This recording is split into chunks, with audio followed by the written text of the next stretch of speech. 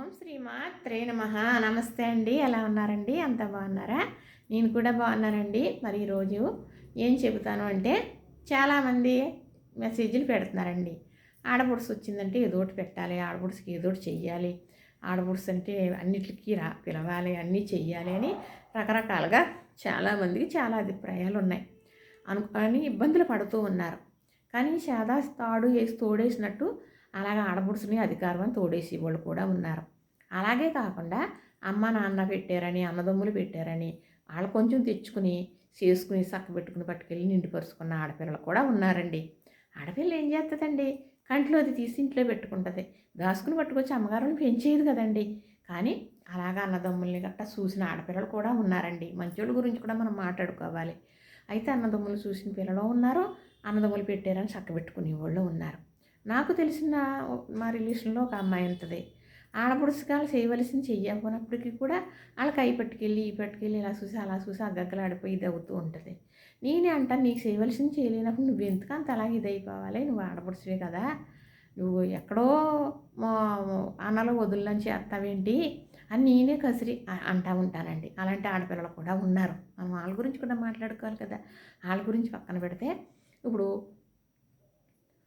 మాకు మా అన్నయ్యకి నాకు ఎదురుబోదురండి సంబంధం. మా అన్నయ్యకి మా మా వారు లక్కని చేశారు. తర్వాత సంవత్సరాలు అయ్యాక 13 ఏళ్ళకి ఇప్పుడు 14 ఏళ్ళకు నన్ను వాళ్ళ తమ్ముడికి చేశారు. ఆవిడ తమ్ముడికి ఎదురుబోదురు అనమాట అండి. మరి ఆవిడ నాకు ఆడపడుచు అయింది, నేను ఆవిడకి ఆడపడుచుని అయ్యాను కదా. అన్నయ్య భార్య వదినగానే చూస్తానండి నేను. అయితే మరి మా వారైతే కుటుంబంలో వీళ్ళు నలుగురు అన్నదమ్ములు, ఈవిడ ఒక తోబుట్టు కదా, ఈ బాధ్యత మోయడం, ఏమైనా డబ్బులు దాచుకొని నీకెందుకంటే అలా నాకు ఇచ్చేయంటే వాళ్ళ అక్కకి ఇవ్వడం, ఏరే పడితే సామాన్లు కొనుక్కోవడం, పెద్ద అబ్బాయి పుడితే బంగారాలు కొనుక్కోవడం అలాగేలా చేసుకునేదంట, చెందుకునేది. ఎప్పుడు ఎక్కువ ఏం చేసిందే. ఆ నాన్నగారు కూడా సంపాదించేస్తే ఇది సంసార పోషణ వెళ్ళిపోయేది. మనం అనుకోకూడదండి, మన పెళ్ళవక ముందు మన భర్త సంపాదించి పెడితే మా ఆయనే గడించేసి పెట్టేశాడు, వీళ్ళందరినీ పెంచేసాడని మనం అనకూడదు. ఎందుకంటే మనం వాళ్ళని తెచ్చుకుని పెంచుకుని పెళ్లి చేసుకోలేదు కదా. వాళ్ళ నుంచి వచ్చిన మనిషే. మన పెళ్ళైన కాడి నుంచే మన బాధ్యత. తర్వాత ముందేం జరిగిందో మనకు అనవసరం. మాట వస్తే మాత్రం వస్తాయి ఏమన్నా, అంతే కదండి. ఈ మధ్యకాలంలోని ఆవిడ ఏమంటుందంటే, తనకు పుట్టిన రెండో కొడుకు 40 ఏళ్ళు వచ్చేసి ఉంటాయి. వాళ్ళకి పిల్లలు పుట్టేసి పెద్దోళ్ళు అయిపోయారు కూడా. ఆవిడ ఆ చిన్న కొడుకు మేము పురుడికి తీసుకురాలేదని దెప్పుతుందండి నన్ను.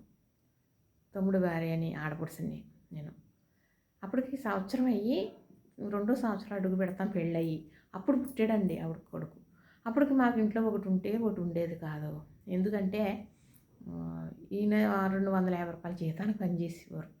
ఒక 50 రూపాయలు పెంచమంటే ఆయన పెంచను అన్నాడని చెప్పి మానేసి ఇలాంటి మిషన్లో ఎక్కడో ఉన్నాయంటే తిరిగి ఆ మిషన్లో ఏదో అప్పు సప్పు చేసి కొనుక్కోవటం కోసం తిరుగుతూ ఉన్నారు. పని లేదు, ఏమీ లేదు. అలాగ జాగ్రత్తగా ఒకటి ఉంటే ఒకటి ఉండేది కాదు. అలా జాగ్రత్తగా చేసుకుని ఉండేవాళ్ళం. అప్పుడు అంటండి ఆవిడ తీసుకొచ్చి పురుడులోసి సార్లు పెట్టి పంపలేదని మాట్లాడుతుందండి ఆవిడ మొన్న. ఏమనాలంటారు? నా 55 ఏళ్ళు 54 ఏళ్ళు నాకు వచ్చేసింది, 70 ఏళ్ళు ఒంటి మీద ఆయమ్మకి వచ్చేసినాయి ఆ ముసలావిడి. మరికి ఎంతవరకు అని అంటారంటే తిని ఉన్నారు కాబట్టి ఇంకా ఇప్పుడు తిందామని, ఆఖరు వెళ్ళిపోయే వరకు ఇంకా వీళ్ళ మీద పడి తిందామని అనుకోవటం. ఎక్కడ తలాడబొడుసు. ఇప్పుడు మరి మాకు బిడ్డలు బయలుదేరారు, బిడ్డలు చక్కబెట్టుకుంటున్నాం. ఒకళ్ళకి చక్కబెట్టుకుంటే ఇంకొకళ్ళు వస్తారు. వాళ్ళు వెళ్ళాక 2 నెలలకి వీళ్ళు వస్తారు. మాది మాకు సరిపోతూ ఉంటుంది. అయినా కూడా చేయవలసిన ఫార్మాలిటీలకి అన్నీ నేను చేస్తూనే ఉంటానండి. వెనకనేది అస్సలు లేకుండా రూపాయి చేయాలంటే 10 రూపాయలు చేసి తీరుతాను నేను. ఎందుకంటే అంతే. ఇప్పుడు అలాగ అన్నీ చేయాలని అనుకోను. మరి వీళ్ళకి ఆ ఇల్లు ఎంత దూరమో ఆ ఇల్లుకి ఈ ఇల్లు అంతే దూరం అనుకోను నేను. ఎందుకంటే వాళ్ళు రెక్కల మీద వాళ్ళు. మనం 4,000 5,000 చీర కట్టుకోగలం. వాళ్ళు 500 చీర పెట్టాలంటే వాళ్ళకి ఆవేశమే కదండి. మరి అది వచ్చే కదా, వాళ్ళకి ఇబ్బందే కదా. అలా ఆశించలేదు ఎప్పుడు కూడా. మనకున్నంత కాబట్టి మనం ఏదో ఉన్నదంటే ఆస్తావేజులు పోగొట్టుకుని కదా గౌరవంగా ఇలా వెళ్ళిపోతూ ఉంటుంది. 10,000 ఇప్పుడు చేసేసుకోగలమనే స్తోమతలో బ్రతికేస్తూ ఉంటాం. అందుకును అలా ఘనంగా చేసి ఇప్పటికీ చెందటమే, సందర్భాలు బట్టి చేస్తూ ఉంటాం. అయ్యో వాళ్ళకి పిల్లలు బయలుదేరు ఇంక మనల్ని ఏం చూస్తారో అంటే ఎప్పుడూ అలా చేశారు కాబట్టి అలాగే చేస్తూ ఉండండి అనే మాట్లాడటమే కదండి. మరి ఆ నలుగురు అన్నదమ్ములు ఉన్నప్పుడు ఆఖరు పిల్లోడు చిన్నోడైనప్పటికీ అన్నగారు ఎక్కడికో హైదరాబాద్ వెళ్ళిపోతే ఇంకొక అతను ఏదో పట్టి పట్టినట్టుగా తిరుగుతుంటే తండ్రి తెచ్చిన పోషకాలు పోసుకుంటూ ఈయన రూపాయి బాబాయి తెస్తే జాగ్రత్త పెట్టుకుని ఆ సామాన్లు కొనుక్కుని ఈ సామాన్లు కొనుక్కుని తమ్ముని పెట్టుకుని చేసుకుంది ఆవిడ. తర్వాత కూడా నాకు పెళ్ళయ్యాక కూడా నాకు చెప్పకుండా ఆయన చేసిన పనులు ఉన్నాయి. అది వేరేగా వీడియో పెడతానండి నేను. అంటే నేను పెడతానంటే వద్దని దాని కాదు, ఎందుకు దాపరకం పెట్టారనేది నాకు తెలియదు. అంటే ఆయనకి తెలకుండానే దాన్నినండి నేను.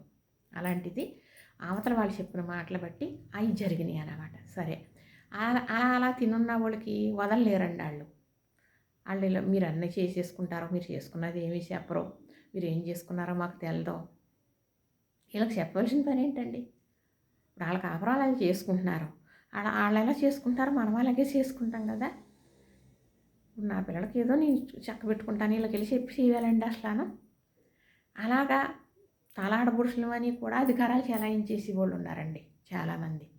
ఇప్పుడు ఎంత పెట్టినా కూడా ఆడపిల్ల కన్నా నిండాకపోవడం, ఇంకా ఇది చేస్తే బాగున్నా అది వెళ్ళిన కాడి నుంచే రేపు మళ్ళీ ఏం చేస్తారని ఎదురు చూస్తారు. ఇప్పుడు తల్లిదండ్రులని చూడండి, తల్లిదండ్రులు 10 రూపాయలు చేసేవాళ్ళు 10 రూపాయలు చేస్తారు, 100 రూపాయలు చేసేవాళ్ళు 100 రూపాయలు. తల్లిదండ్రులు ఉన్నని చెప్పి ఆడపిల్లలకి పోనీలు వాళ్ళకి ఎంత ఉన్నా కూడా వీళ్ళు చేస్తారో వాళ్ళు చేయించుకుంటారు. తర్వాత అన్నదమ్ముల మీద కూడా పడే ఆడకూడదండి. ఒకవేళ అన్నగారు చేయలేకపోయాడు అనుకో, వచ్చిందాన్ని ఆడతారు.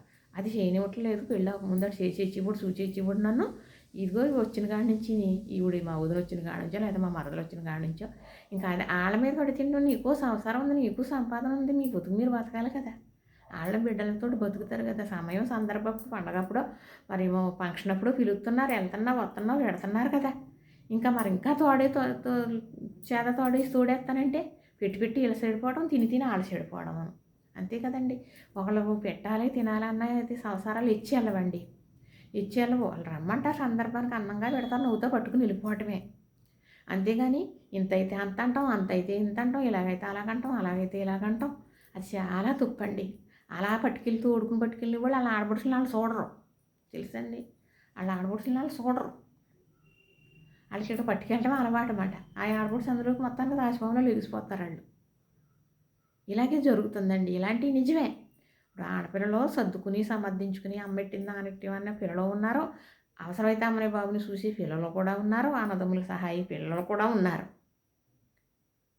కానీ ఇంతలాగా అంతకన్నా ఈ రద్దం కింద కూడా ఉన్నారు. మళ్ళీ మనం చూస్తున్నాం, వింటున్నాం, చేస్తున్నాం. చాలామంది బాధపడేది ఇదేనండి.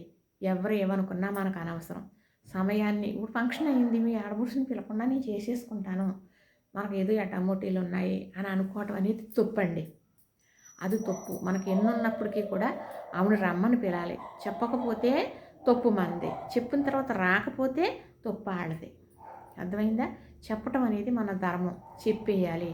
అలా మాట్లాడుకోవట్లేదు, మనం ఎప్పుడో విడిపోయాం, అయినా మనకు ఫంక్షన్ వచ్చింది, మనం వెళ్ళి అందంగా వాళ్ళకి చెప్పి రావాలి. రాలేదనుకోండి తప్పు, మేము చెప్పేవండి రాలేదని చెప్పుకోవచ్చు. మనం వచ్చినప్పుడు వాళ్ళకి చీర పెట్టాలో జాకెట్ పెట్టాలో పెట్టేసి పంపేయండి, అంతే.